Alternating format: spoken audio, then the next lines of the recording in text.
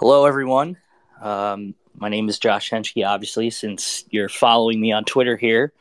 Welcome to our first edition of Twitter Spaces. This is my first time I've ever done anything like this, so this should be interesting. I guess, I'm going to add Trevor in here, and a couple other guys should be in attendance here tonight, but, obviously we're here for the obvious reasons. Big news coming out of Ann Arbor. Jim Harbaugh announces that Cade McNamara is going to be starting week 1 and J.J. McCarthy is going to be starting week 2. So we're still trying to figure out how these snaps are going to get split up because, we've been told throughout the camp that at least there's going to be some sort of 50-50 split between snaps. So I don't know how this is going to work, whether they play whole games, whole series, whatever, but it's going to be interesting. But this is where I'm going to bring in my guy Trevor, and also Davis is going to be coming in here in a second. But Trevor, how's it going? How are you?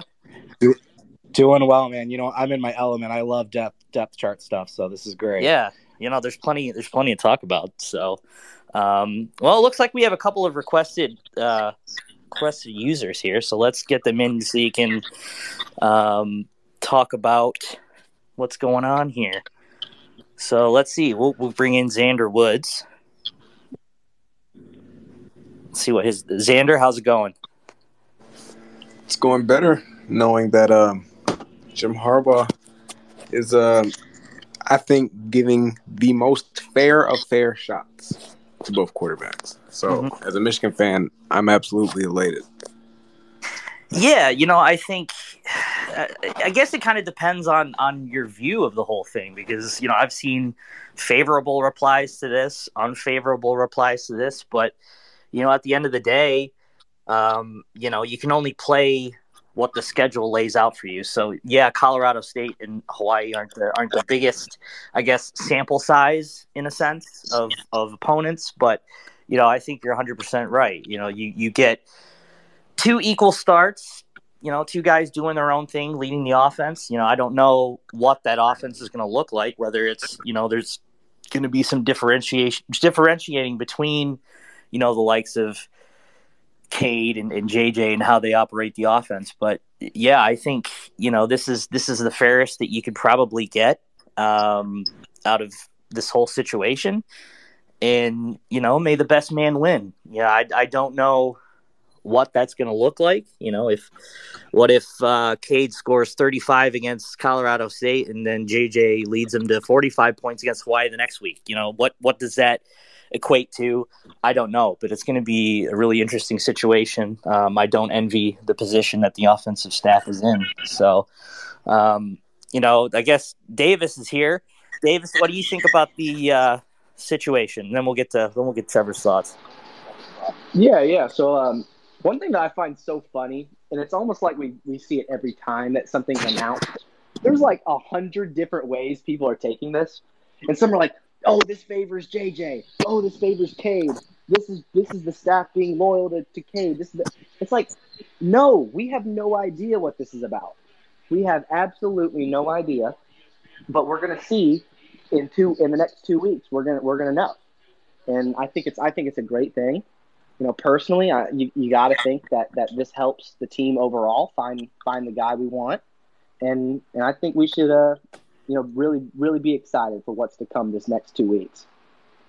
Yeah, I think it's definitely a unique situation for Michigan standards because typically, not just Harbaugh, but they like to have a QB in place week 1. So, I mean, technically, you do have a quarterback in place week 1, but it's a lot of unknowns, not necessarily bad unknowns, but I think obviously you hear the argument that if Michigan has, or if any team has 2 quarterbacks, that they don't have any quarterbacks at all. I don't necessarily agree with the take in this situation. I think this is a very unique situation where both quarterbacks are very capable of leading the team, and both guys have very unique skill sets in different ways that can help the team. So, it's definitely going to be interesting. Trevor, what do you say? What is your opinion on the quarterback matter here? Yeah, I mean, I think we tried coming up with all the different possible scenarios for how this would play out. We knew it would go into the season, but I don't think I ever thought this would be one where we're just going to outright say Cade starting game 1, JJ starting game 2. I think it's smart because it could potentially avoid. I know a lot of people like to make the Brady Henson comparison, right? And some people even brought up that scenario, like, do we let Cade play one quarter, JJ plays the second, and then whoever's playing better that game takes the second half? You don't want this to drag into the season. So if they can take advantage of this non-con schedule and let these two guys go out, and then, like you said, I don't know how you measure it. Is it just going to be eye test at that point, how the offense looked, whatever? The coaches will get whatever answers they're looking for in game. But I think by game 3, I still think both players are going to play throughout the year, just because, one, between blowouts and, somebody else coming in and just the way this team likes to spell and rotate guys. But I think if you're going to go this way by game 3, by that UConn game, I think you need to say, hey, this is who we're rolling with for the year. Hey, Trevor, I got a question for you real quick, if you don't mind. Yeah, what's up, Davey? All right, so let's say, Cade played 85 to 90% of the snaps last year, right? And we see that for however many games he played, 12, 13 games or whatnot. What do we see game 1? I know JJ's set to start game 2, but do we still expect to see JJ get the meaningful quarterback 2 snaps? Or do we see maybe the staff say, hey, let's give Cade all of the game. He takes the entire thing, and JJ doesn't play. And then game 2, they do the reverse. JJ, you get the whole game, and Cade doesn't play. Or do you think we could still see, that 15% of quarterback 2 reps? I think before today, I would have guessed there probably still would have been a lot of that share. But this feels, we don't know, for one.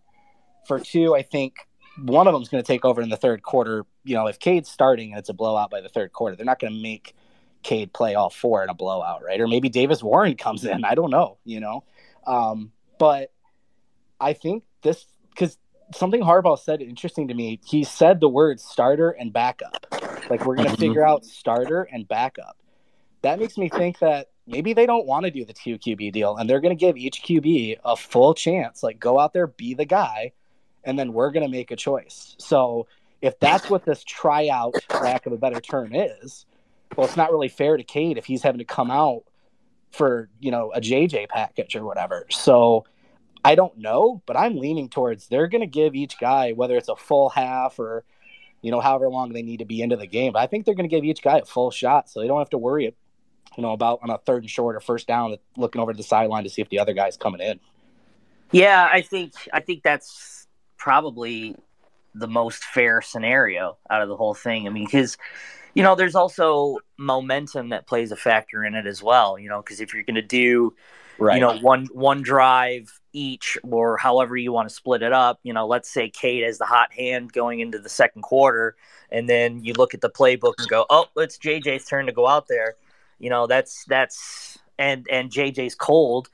It's going to be, a confusing situation because you want the hot hand out there, but you don't want to, risk the offense sputtering just so you can get your quota in for each guy. So, it's going to be an interesting situation. You also bring up a good point too, Trevor, is that, if Michigan is blowing out, Colorado State by 40 at the half, that's obviously a high number, but, let's say they're blowing them out. Do you ride Cade the rest of the game, or do you give JJ a half or whatever? So, there's a lot that goes into that kind of deal where, if you want to give enough sample size, what is that sample size and how much are you willing to give, or are you willing to sacrifice snaps here and there? It's an intriguing situation that has a lot of, winding paths, and I'm not really sure how they're going to do it, what it's going to look like. I'll ask around, see what I can get. But,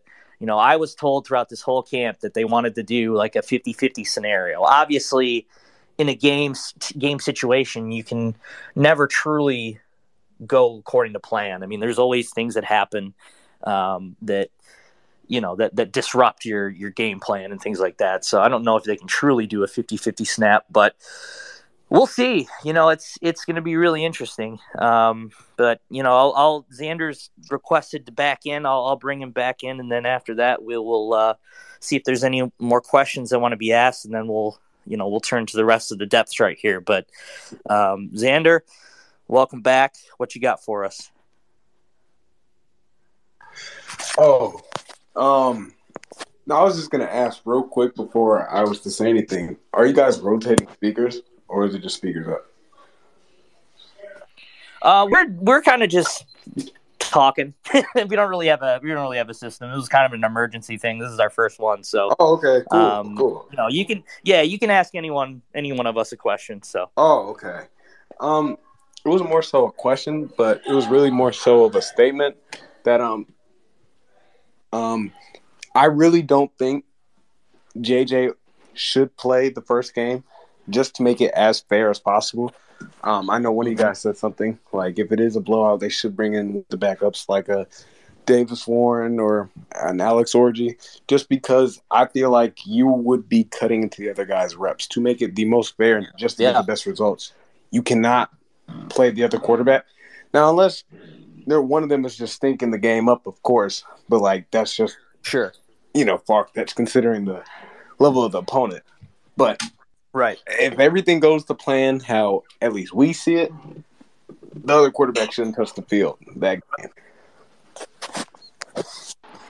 Yeah, no, I think you bring up a good point. I think at least Davis Warren is deserving of snaps, and that's not just to create smoke about a guy. I think Davis Warren is legit, and a lot of people around that Michigan program think he's legit.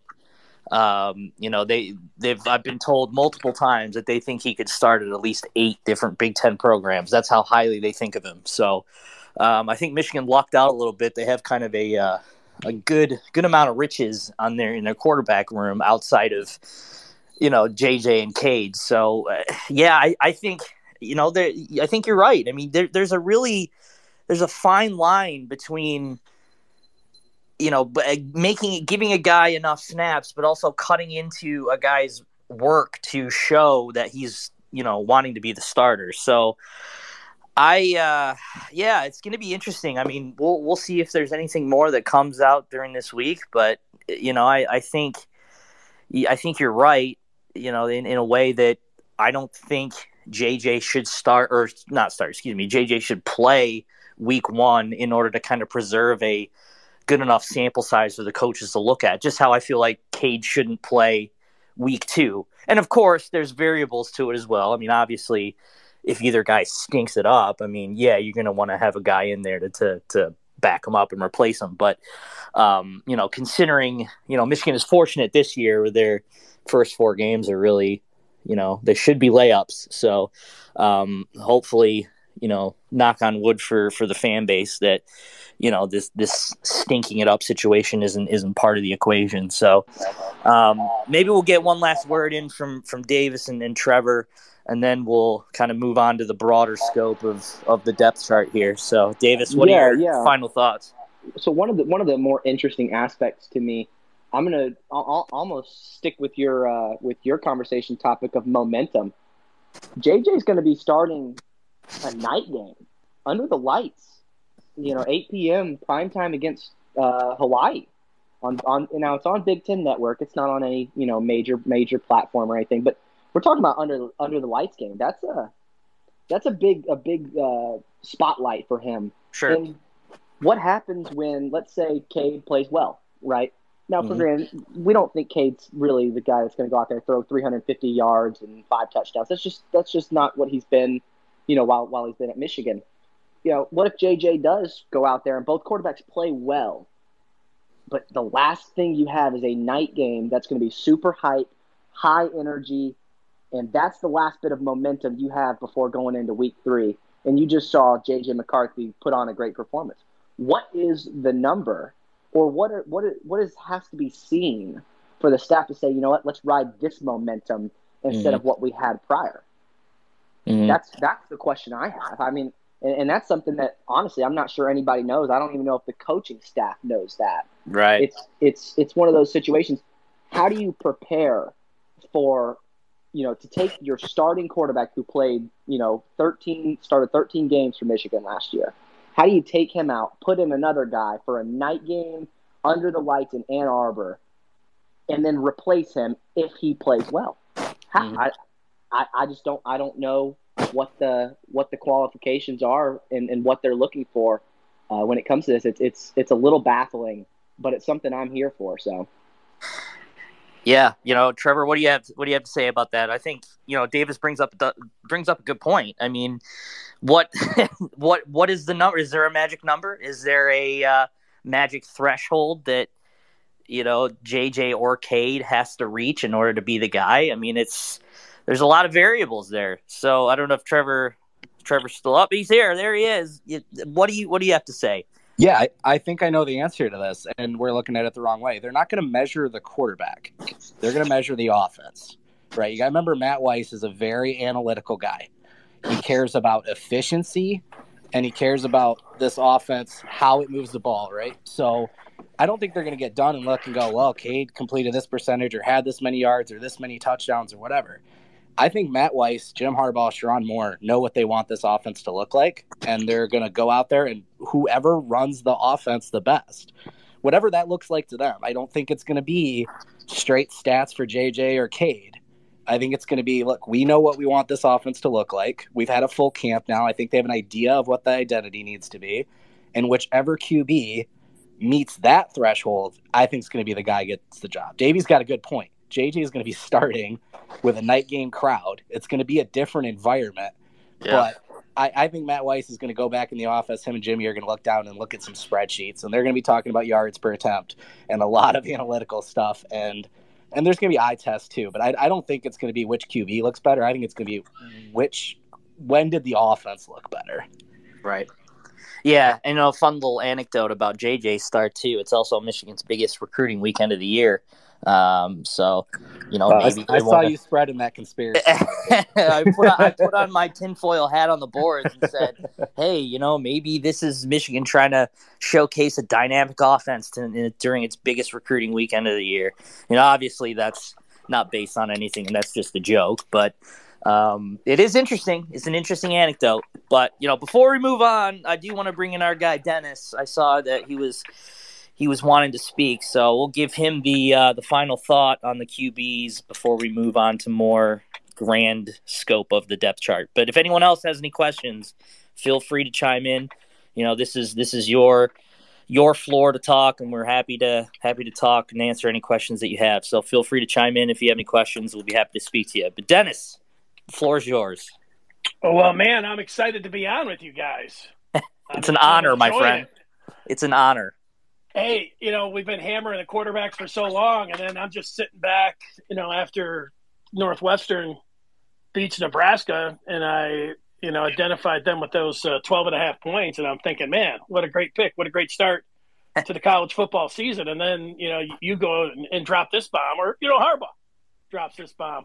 Yeah, I like, I think the thing you got to, I don't know if you have to remember, you just look, the schedule is allowing Michigan to do this. If it was a different schedule, I think you could hand wring this thing, but they've got a lot of opportunity here to do a lot of different things, whether you want to call it an experiment or whatever. I just think it's creativity, but I want to see the whole thing that we've been talking about in the off season is I wanted to see J.J. McCarthy get a real chance with some real snaps, not just some designed runs, and how he ended up doing that. We all came up with rotating series, rotating quarters, best guy plays in the third. But when you think about this, giving a guy an entire week to be the starter, how you handle that, how the team responds to you when you're the leader, you go through all of that through a game, whether it's day or night, and this is going to be invaluable.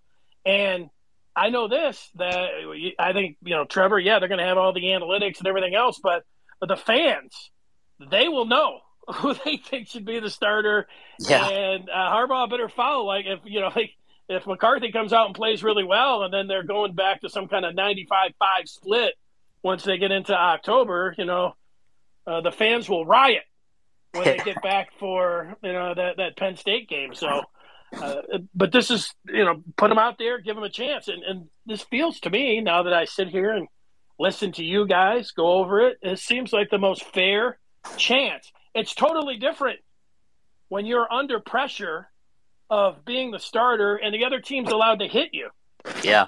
You're in practice in an orange jersey. Sure, guys are peeling off the end and coming right at you, and you're like, I'm going to just hang in there and throw the ball because I know these guys can't touch me.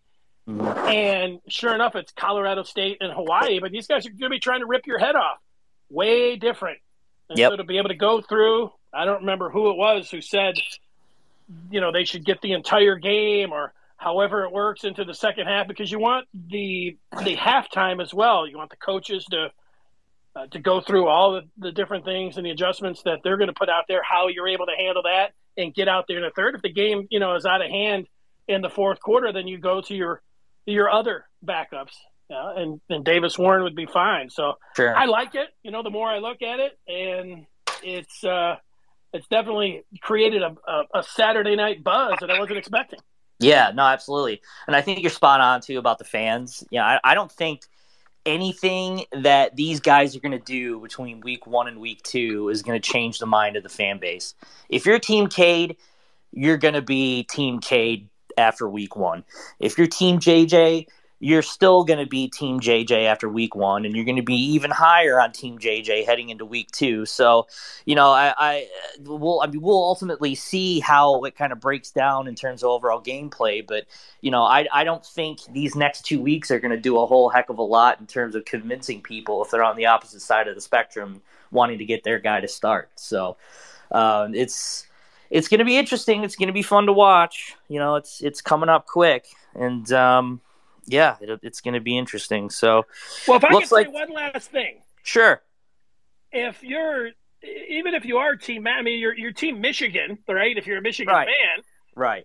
You have to have some kind of 60-40 split, whichever guy. Now, I made a prediction that I thought McCarthy would take over by the Iowa game, but if McNamara comes out there and really plays well, and JJ doesn't in the second game, it's not like I'm going to sit around slamming the desk saying, "Oh yeah, McCarthy should definitely be the guy." Like these guys. These games, to me, mean everything. Yeah.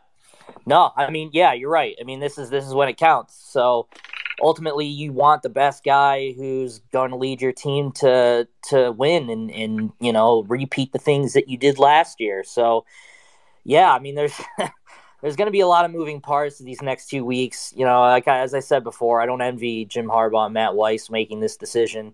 It's going to be interesting, but. Let's since if anyone wants to ask a question or chime in or share their thoughts, feel free. But otherwise, we're going to move on to the depth chart. You can still ask about the quarterbacks. That's totally fine. But, we'll move on to, with Jim Harbaugh appearing on the In the Trenches. Not only did he discuss the quarterbacks, he also discussed the depth chart. And, if you're a subscriber to our site, you wouldn't necessarily be surprised with a lot of the names that have been discussed by Harbaugh today in regards to who's surging and who's actually starting. And, I know I want to get my depth chart guru here on the action. For Trevor, out of everything that Harbaugh said, in regards to the depth chart, and obviously there's still a little more that needs to be said that he didn't touch on.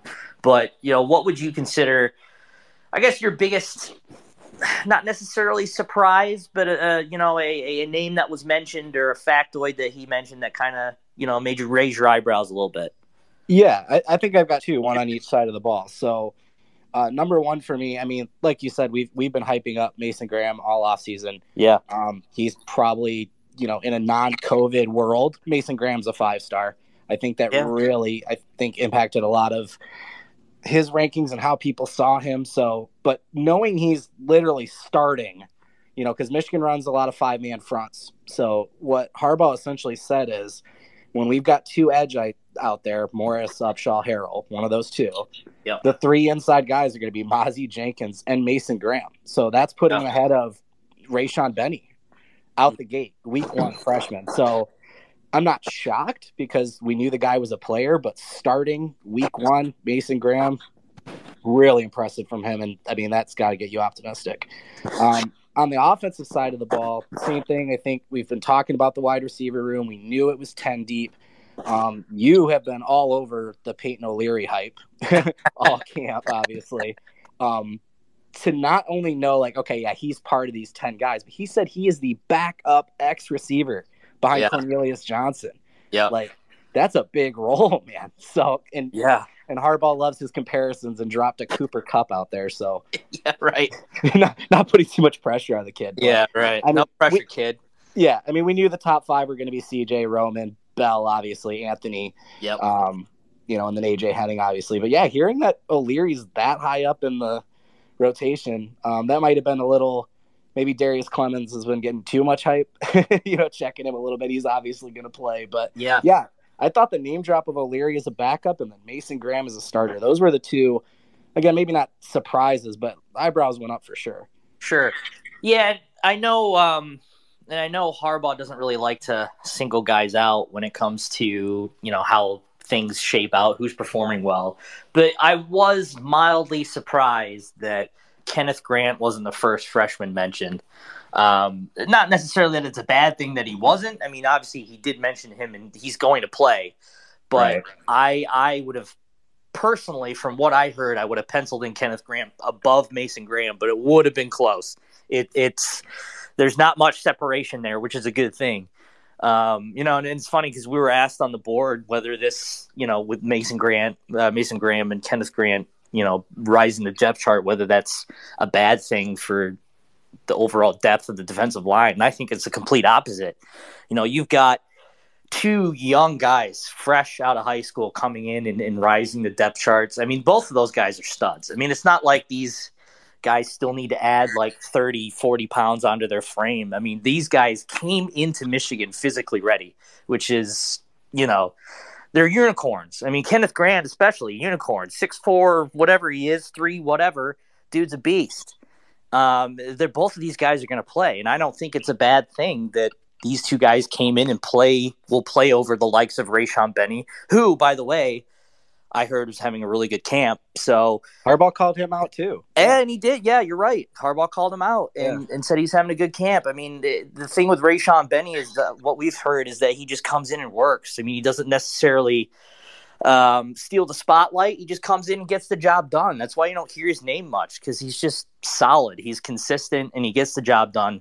And that's a good thing for Michigan. I think, a lot of questions obviously still need to be answered, but you can't answer those questions until you play games. And, we'll find out soon enough what that looks like. But yeah, I think, the Mason Graham, Kenneth Grant battle is going to be interesting for years to come. I mean, those guys are going to be stalwarts on the line for multiple years. So it's going to be, it's a very good thing for Michigan. And, it's going to be interesting. They're going to have some questions to answer, but and still there's going to be questions on the defensive ends as well. I mean, a lot of guys there, a lot of options. There's no written in stud yet, but again, a lot of it is due to inexperience, and these guys will get the chance to play. I was excited to hear that a guy like Iyabi Anoma was mentioned by Harbaugh as someone that's going to play. I mean, it's outside of learning the playbook, he's not going to really have any issues adapting. I mean, he's physically ready to play. It's not like he's coming from a year away or whatever. I mean, he went through, granted, it's UT Martin. I mean, it's not like a powerhouse program that he transferred from, but he's still going to be football ready. Just kind of needs to grasp the scheme, and I think, Michigan will kind of simplify it for him a little bit as he eases back into the action. But, getting him in there is going to be big. From people I've spoken with, they're really excited about him, rave about his athleticism. The coaching staff kind of expect that, not expect, but he has the potential to hit Ojabo-like numbers this year, which I was told, which, not necessarily I believe, because, that's, it could happen. We weren't sitting here last year, prognosticating that Ojabo was going to do what he was going to do last year too. So, Ojabo was coming off of one career tackle. Yeah. People, that's the thing people keep talking about. You know, how are we going to replace Ojabo? How are we going to replace him? He had one career tackle. Yeah. And he ends up being a first-round talent. So that's not a knock on him. That's just a reminder that there's 8 guys. Morris, Upshaw, Harrell, McGregor, Guy, Anoma, Moore, Welshaw. There's 8 guys that are either going to work as a committee to help replace him, or one of those guys, 2 of those guys, somebody, you know, McGregor obviously still coming back slowly from that injury in high school. Yeah. Like you said, Anoma, if he gets the playbook figured out, maybe it's a third down Uche role, whatever. Yep. Derek Moore is another freak with Grant and Graham. Like Upshaw's a guy that got a lot of sacks, not a lot, but he was the only other multiple sack guy last year other than Hacho Jabo. There's just a lot of names there, and I'm optimistic that whether it's a committee approach or a couple breakouts, that Michigan's got an answer there. Yeah, I think that they definitely have an answer, but you know, I think it's normal to kind of expect a little bit of a drop off too when you're sure. comparing to what, you know, both of those guys did. I mean, you're talking elite record-setting performances that they had, not necessarily you can follow up with every year. So, you know, you might be able to see a little bit of a drop-off, but, you know, there's a lot of guys there. And, you know, there's someone that might come out of the woodwork here that we're not talking about. You know, it's the same thing with recruiting. You know, when you talk about early recruiting classes and prognosticating and all that stuff, you know, there's always someone that we're not talking about that pops out, and you know, there's an opportunity for that to happen. So we'll see. But looks like Xander wants another chance to talk here, and we appreciate it. So, Xander, what you got for us?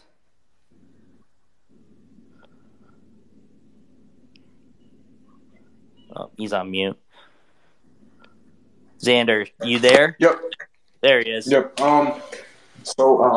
Yep, good stuff. I agree with everything. I really had a question about Cam Good. I wanted to know how has he really been fitting into the system, because I haven't really heard much about him ever since he transferred from UFC.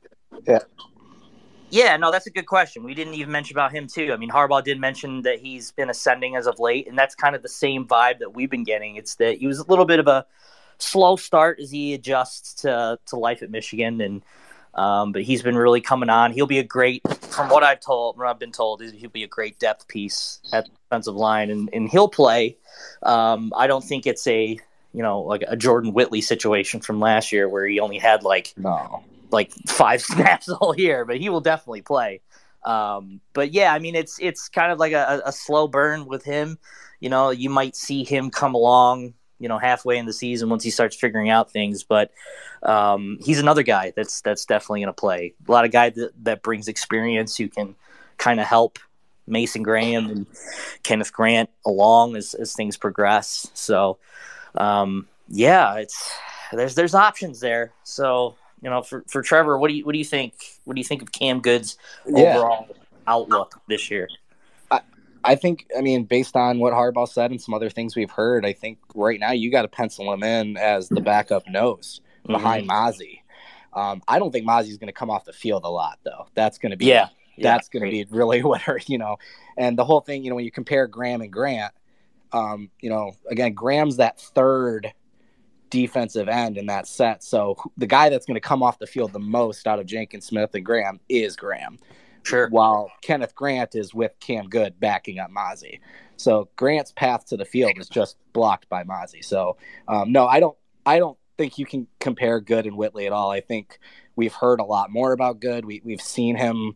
I mean, he's coming in with more experience as well. Sure. I think he's a good depth piece. But yeah, the fact is, it's just Mozzie's not coming off the field unless he's gassed. So yeah, no, you're absolutely right. Absolutely right. Hey, I want to touch on the secondary depth, because I thought that was very interesting that there's almost a top 7 of guys that we've got. We've got, you know, of course, DJ Turner and Jamon Green, who are both, you know, could be Michigan's number 1 cornerback this year. And then you got nickel in Sanders still, and then, of course, Will Johnson as the 5-star freshman. I think that's huge. But at safety, you know, you got guys like Moten, Rod Moore, and then Makari Page is really making a name. Trevor, I'm curious what you have, you know, on Makari Page, on Will Johnson, and all those guys that are kind of pushing those starters for some playing time.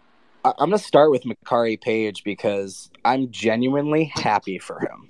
Makari Page is a guy that got thrown out there in the 2020 season where the secondary was just getting annihilated. And he had a really rough freshman wake up. And we kind of saw him fall behind Rod Moore last year. There was some transfer rumors around him, and you worried that did he get thrown out there too quick? Was he broken? Whatever.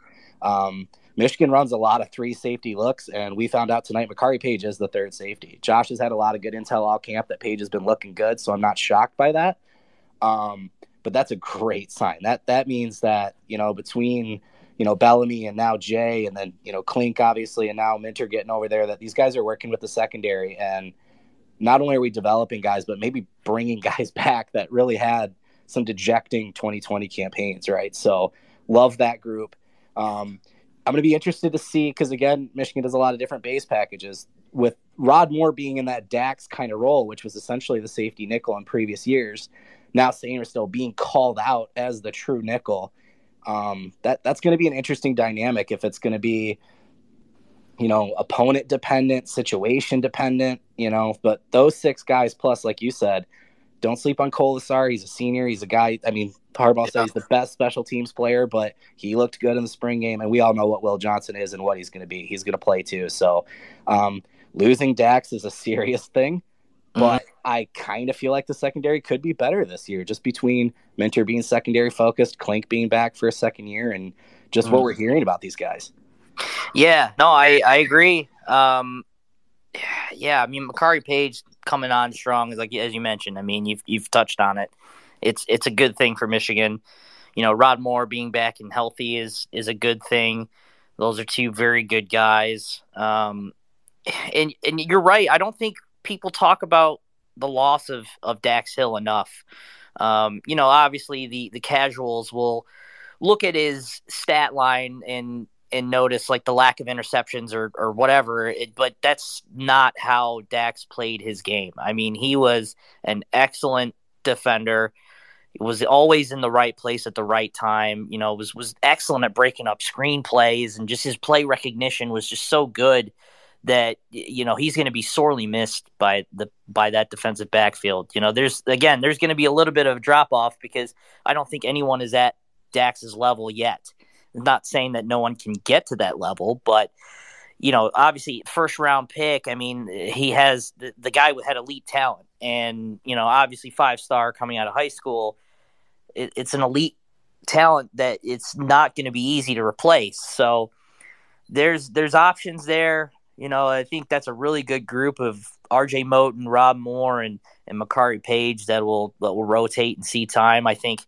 The more rotation, the better, because I think these guys absolutely deserve playing time. They're not rotating just to rotate. I mean, these guys could, as Harbaugh mentioned, they could be starters. So there's a lot of good options there. I'm really curious to see how the Jimon Green, Will Johnson battle for the number 2 cornerback spot goes. I mean, because at multiple points throughout camp, I heard, that Will Johnson had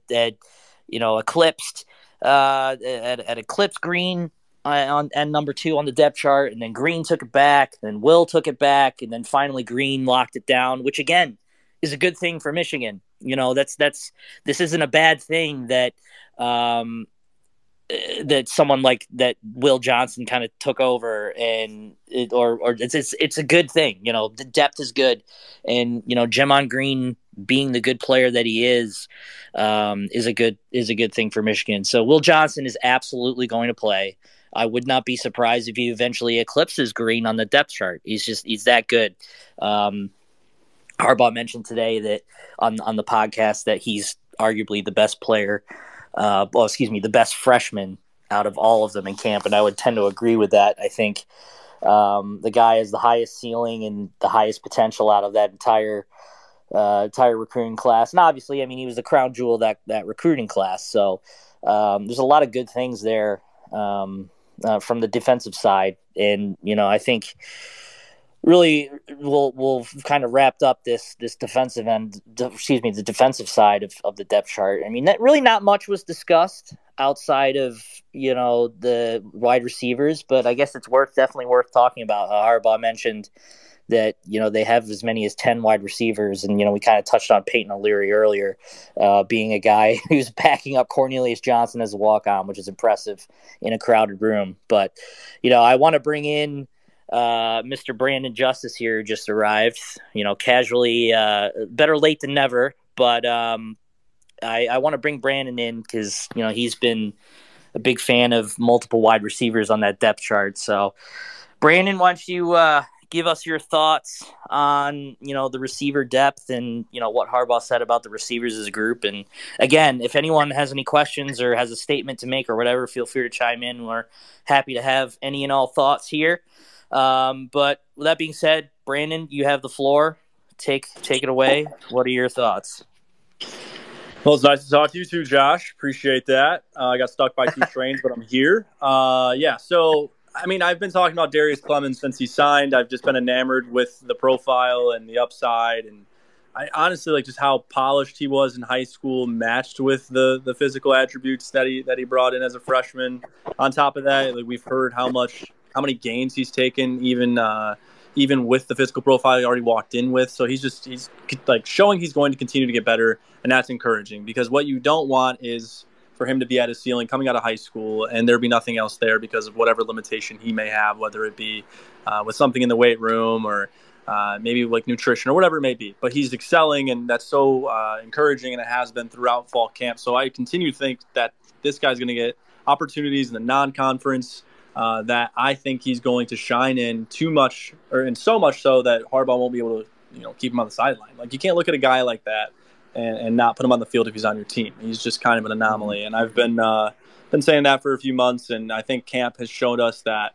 And what we've learned in working over these past 4 weeks, I guess, that have really flown by, is that he's rising up the depth chart and fighting for rotational depth here. But what's more encouraging is what you mentioned, Josh, how many skill players they have. They're so deep. I haven't seen it seem this deep for Michigan at the skill position since I've covered them, since Harbaugh got here.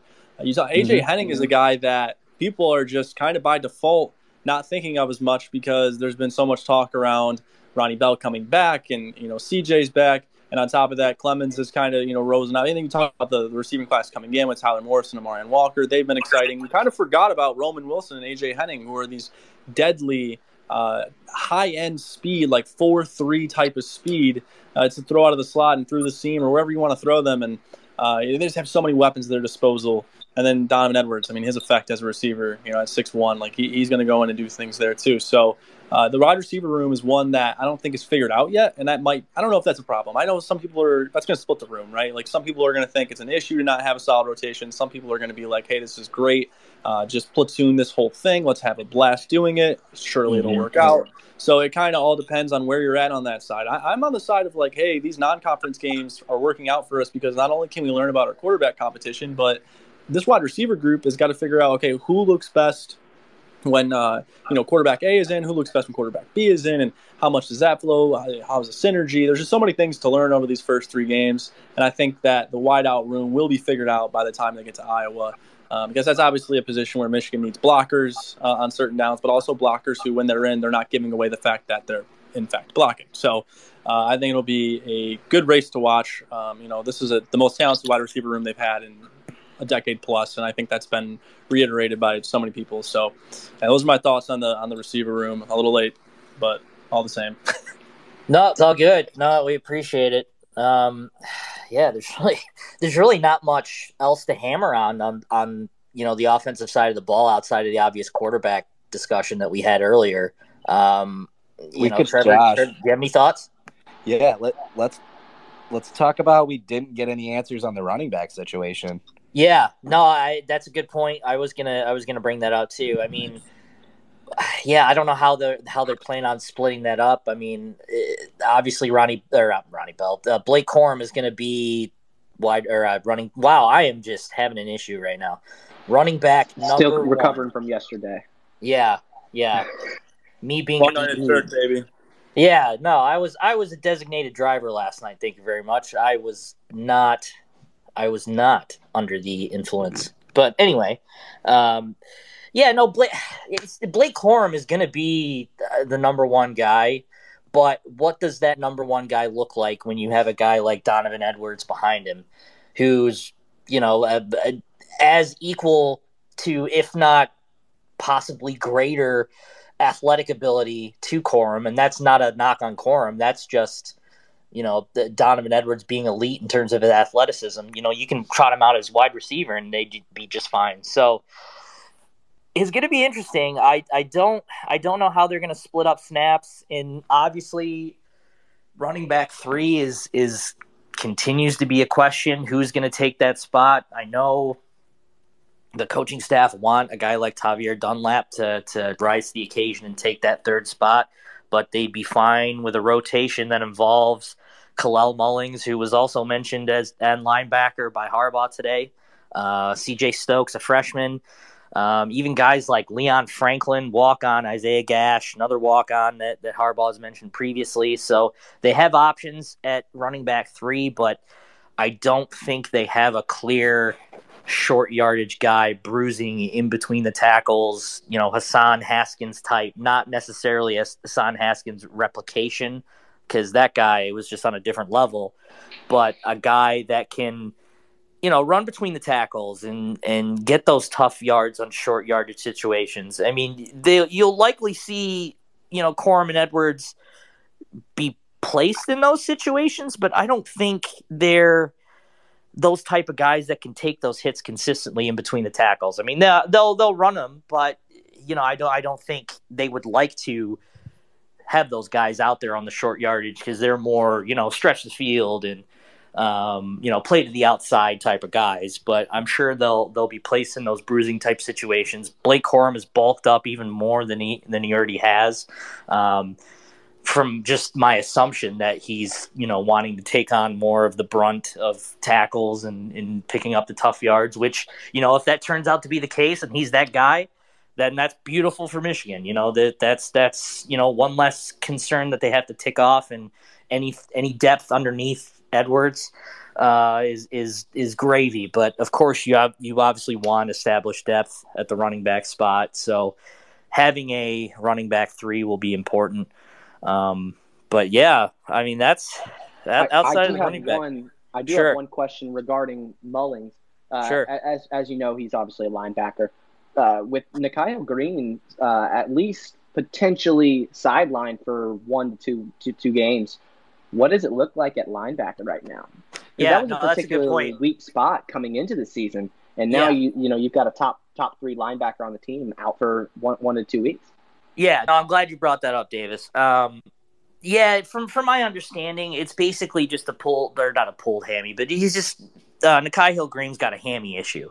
So he suffered it during one of I think it was the very first scrimmage that the program had a few weeks ago. So he's on the tail end of it. It's not like a fresh injury. So, I mean, he very well could play in a limited role week 1, but I don't expect him to be sidelined that long. It's going to be only a short thing. But yeah, I mean, that brings up a legitimate concern about depth. I mean, does that take away Mullings from running back roles as he kind of fills in for Nakayel Green? I mean, Harbaugh's mentioned again a bunch of names that are willing to play. Mullings, obviously Hill Green, and then Junior Colson is Junior Colson. We know who he is. He's a talented guy who's only going to get better this year as his role expands. So, the linebacker spot's going to be interesting. A guy like Jimmy Rolder too might not necessarily play this year, but he's been impressing early in camp and only continued to get stronger. So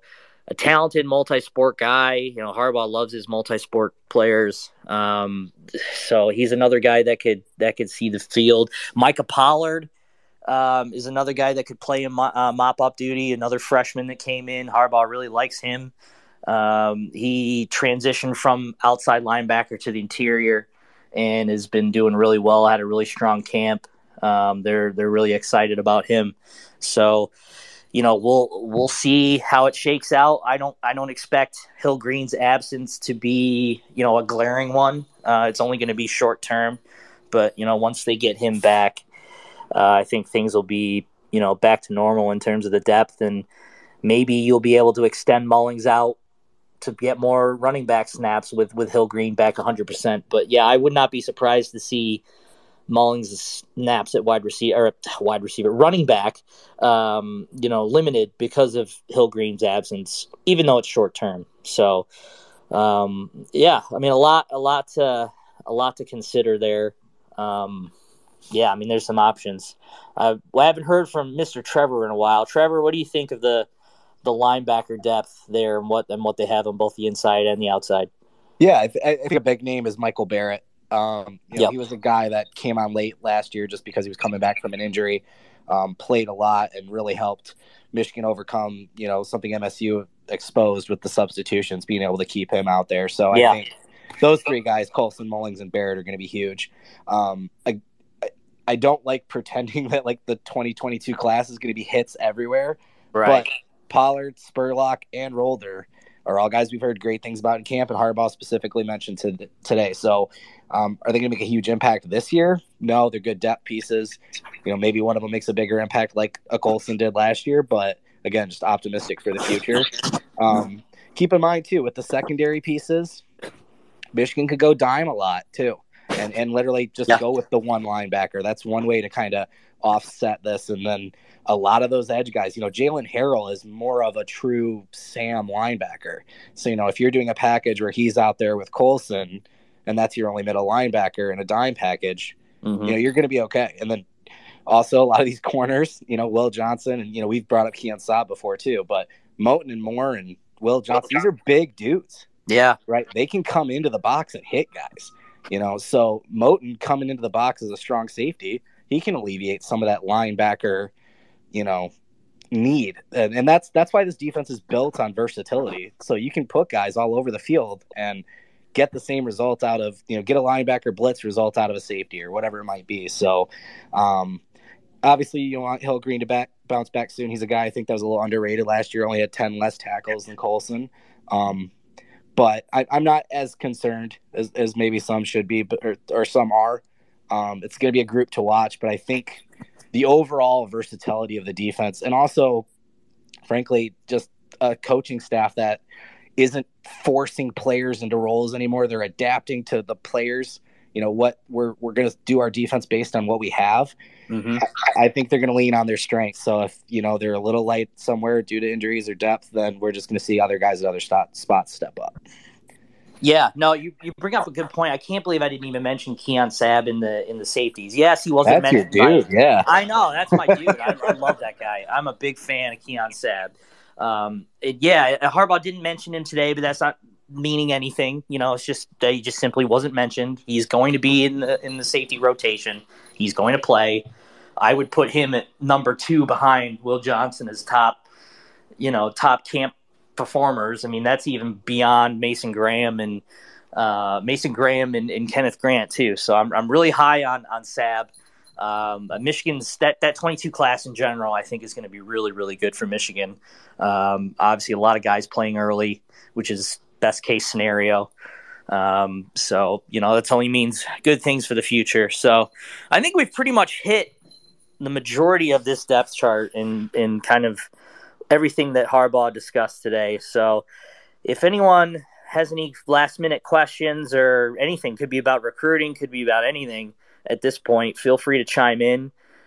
We can kind of, answer your questions or just kind of chop it up for a bit before we wrap it up. But if no one else, I would just like to say that I have made 2 100s on quizzes while doing this space. That's all. Good work. Good work, Davis. We're proud of you. Proud of you, kid. Proud of you, kid. You make us so proud. Let's go. That's great work. That means we've rambled a ton. So, so if anyone, I'll kind of ramble on for a few more minutes here. If anyone has any questions or, concerns. I think Trevor makes a good point about what you said with the personnel and how Michigan's playing to its strengths now as opposed to in the past. Because we were talking about this on the pod earlier this week with Dennis, just about how, if you think about Donovan Peoples-Jones and Tariq Black, those two guys are probably more talented than the majority of who's in the room now. But the guys who are in the room now are being used to their strengths so much better than those two were and put in so many positions to succeed with opportunity far more than those two were, that they're seeing the fruits of their labor far more. And that whole thinking is one of the many things that I think kind of shifted with the program last year with the new staff, is that on top of that, their game planning, it wasn't stubborn. It wasn't like they had one style, one identity they were sticking to. They're versatile now, because everyone always is like, well, Michigan was so run first last year. But everyone in Michigan circles know, like, they had the most explosive plays last year in the country, 60-plus yard plays. Yeah. So for a team to be as run first as they were, but to also have the most explosive plays in the country, on top of the returning production they have back, I mean, it just kind of lends the Kool-Aid, I suppose, because I do think that the thinking and then just the game planning and the roster building is all, the thoughts are far different now than they were in the past, and I think Trevor raised a good point with that, and I think that's one of the many reasons, but I think a primary reason why last year happened and why this year should carry over. Maybe they don't win a Big Ten title, but whatever, I do think that this is something that's continuous and wasn't a one-off, and I think that's one of the reasons why. Yeah, no, it definitely feels like Michigan reached that, happy learned how to putt type of peak, that they kind of figured things out, and, which really helped them get over the hump. And now they have, a baseline now. I mean, let's call it what it is. It's a baseline. That's the expectation that's always been with Michigan, the win the Big Ten championship, go to the college football playoffs. Obviously, you would want a victory over Michigan State involved in that equation, but I think many people would prefer a victory over Ohio State, a Big Ten championship, and a playoff appearance over a win against Michigan State. But that's a entirely different, conversation in itself. But I mean, they definitely, they figured it out. A lot of the, I guess, guys that learned how to be leaders under the captains last year have returned and can kind of carry on that tradition of being leaders and knowing what it takes to get to the peak of conference play. Obviously not the peak of college football itself, but they were in the discussion, and that's kind of what they've always wanted to be. And now they're there, they can start to figure it out and go for a repeat. So I think we've been going almost for an hour now. This has been a really good first spaces Josh, I got for one us. final question for the three of y'all, and all right, and then what's I'll up, let Davis? you get us out of here. So, what is over the next two games? So we're talking Cade's first game starting and JJ's first game starting. What is the longest play from scrimmage, and who makes it? That's a big question. Longest play from scrimmage. That's a good question. Do we potentially see a double pass again? A 75-yard double pass? Yeah, it's possible. I mean, there's Michigan. I know of some tricks up Michigan's sleeve that they're working on. That are possibilities. I think it's just going to be Horum with like an 85-yard run. Yeah, that seems like the most likely. That's a very Michigan thing. Yeah. It's we talk about all these weapons on offense, the Eric Alls, the Ronnie Bells, Cornelius Johnson. It's just going to be a straight up run up the gut for 85 yards for a touchdown. That's just what it's going to be. But that's okay, because it's likely a score, and it's a good thing. So, Michigan is always going to be what it is in terms of the running game. So, I think that's a great answer from Trevor. I won't copy it just as a cop out. Give me a 65-yard pass play to Ronnie Bell for the touchdown. I want a feel good story from Ronnie Bell as he returns from week one. From his last year's week one mishap with his knee. I think that'd be a good story. That's my answer. So, I think, again, as I said, if anyone has any last-minute questions or statements they want to make about the quarterbacks, what the depth chart from what Jim Harbaugh said today, or really any other question regarding the program, feel free to request to speak, and we'll get you in here and get your question answered and all that good stuff. But if anyone doesn't have anything else, this will do it from us. And my cat is going absolutely crazy in the background. Just a couple cat dads. Just a couple. Oh my god, he's going nuts. Just a couple cat dads running the site. Yeah, exactly. He's just going absolutely nuts right now. He's like in the blinds. But anyway, Yeah, this has been a really solid first space for us. I was really Trevor had the awesome idea of doing an emergency one for this all QB stuff. So good idea, Trevor. This was awesome. Appreciate you coming out. Of course, man. Really enjoyed it. Looking forward to doing more of these as the season goes on, and obviously over at Michigan Rivals, keeping the conversations going. Yeah, absolutely. I'm looking forward to doing more of these as the season goes on too. This was fun. So, yeah, anytime you see us live, come on, join in, ask any questions you got. That's it's all good. We're happy to answer any question you might have, whether it's good or bad, whether you want to just, come in for a airing your grievances session. That's totally fine too. But from all of us here at Maize and Blue Review, you can find us at michigan.rivals.com. Make sure to subscribe and become a member, and talk to us in the den. We've got plenty of good discussion going on, plenty of insider intel with recruiting, which we'll plan to have a recruiting spaces here soon. Our podcast game is going to be increased here, presence in the next couple of weeks. So football's here. Michigan football's almost here. It's a good time to be alive. And yeah, this will do it for us for our first episode of Spaces. So I appreciate everyone coming out. It was a good talk. And we'll catch you next time. Thanks a lot.